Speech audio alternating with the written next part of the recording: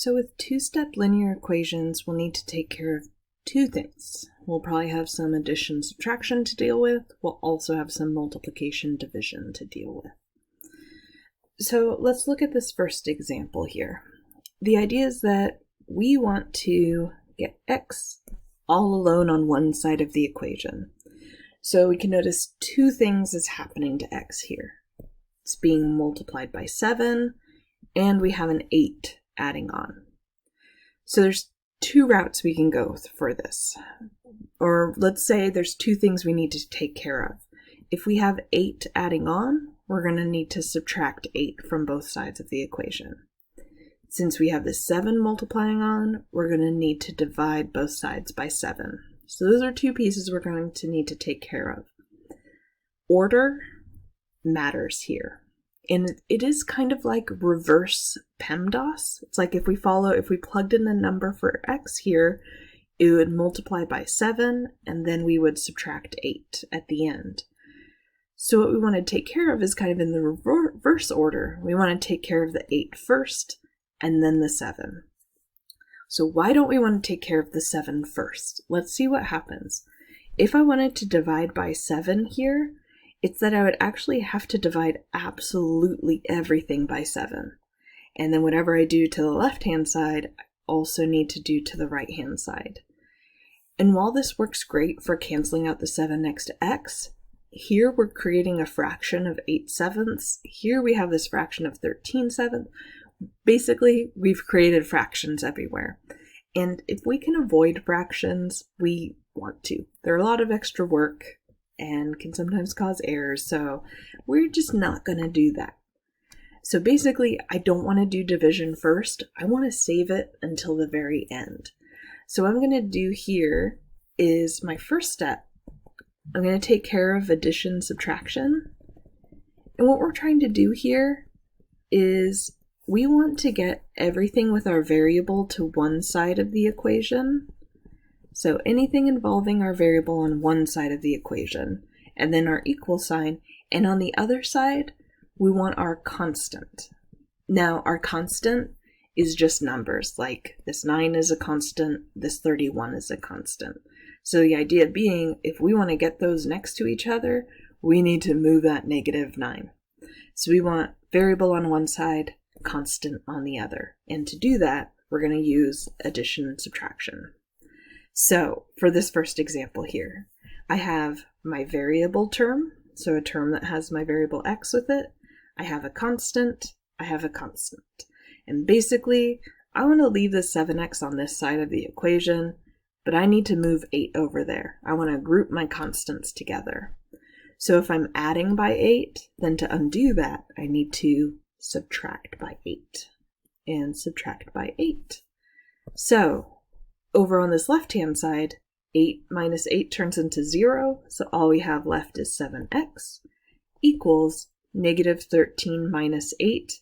So we're taking something negative and making it even more negative. So we're going to have a negative value, and 13 plus 8 is 21. And then from there, we took care of addition, subtraction. You can see there isn't anything more adding or subtracting on. So then our next step is to take care of multiplication, division.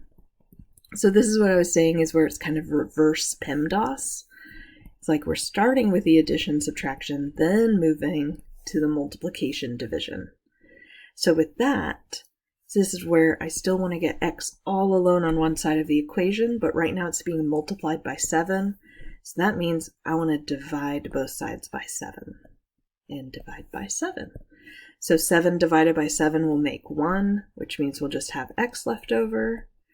And then I'm just going to simplify this, so -21 divided by 7 is equal to 3. And that would be our solution. But if we're unsure of that solution, we should check our answer. So we know with 100% certainty we got it right. So we're taking 7 times our variable plus 8. And we're saying that should equal -13. Oh, I see what I did. See, this is good. I'm checking it because negative divided by positive makes a negative. So that should be a -3. So, oh, that's good. If I plug in -3, so 7 times -3 is -21, and then we're adding on 8, and we're saying that equals -13. -21 plus 8 is -13, so that balances out and works. If you want to plug in quickly to check, you can also use a calculator to help. So like 7 times x, which we said is -3, and then plus 8, and then you can see that -13 come out there as well. But it's a good idea to check your solutions. All right, let's try this again here. We want to get x all alone on one side of the equation. We can see we're multiplying with 8. We have this -9. So we have our constant. We have another constant. So we want to get those together. So to get rid of this subtraction of 9, I need to add 9 to both sides. So -9 plus 9 turns into 0. So we would just have 8x left over, equals 31 plus 9, which is 40. And I still want to get x all alone, and in order to do that, I need to divide by 8, since 8 was multiplying on. 8 divided by 8 just turns into 1, so now we just have x all alone. 40 divided by 8 is 5, and there's our solution, which we can check by plugging into the calculator. Okay, let's look at these ones where we have our variable on both sides of the equation. So what we can see is we have a variable term, constant. So like I was saying up above there, we want to get everything with our variable on one side and everything with our constant on the other. So what I would do here is, since we just have one constant term, I just want to leave that where it is. So I'm going to leave that -12, but I'm going to get this 6x away from it. So what that means is I have this positive 6x minus 12. So to get rid of this positive 6x, what I'm going to do is subtract 6x from both sides. Subtract 6x. Now, we haven't really talked about combining like terms yet, so let me do a little side lesson here of if we have 9x minus 6x. The idea here is it works very similar to our constants, like 9 minus 6 is going to be our calculation. We're just going to have this x attached to it. So it's kind of like we have 9 apples and we're taking away 6 apples. We end up with 3 apples. You end up with 3 of that thing.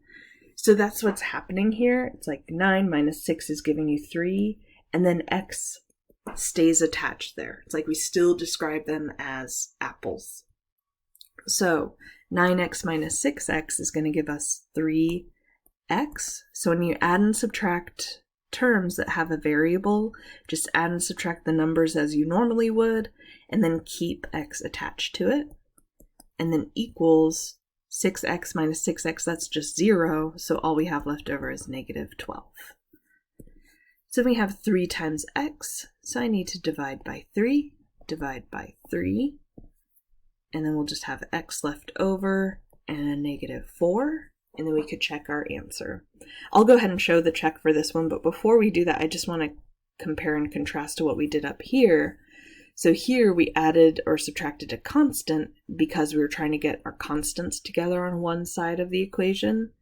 With this, what ended up happening is we add or subtract a term that has our variable because we want to get those together on one side of the equation.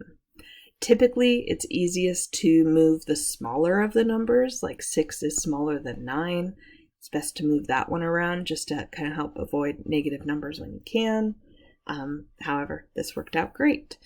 So checking the answer for this one, what we do is we're actually plugging into two sides of the equation. So we're taking 9 times -4, and then we're seeing if that equals 6 times -4 minus 12. So the equal sign is this kind of separator of the two sides. 9 times -4 is a -36.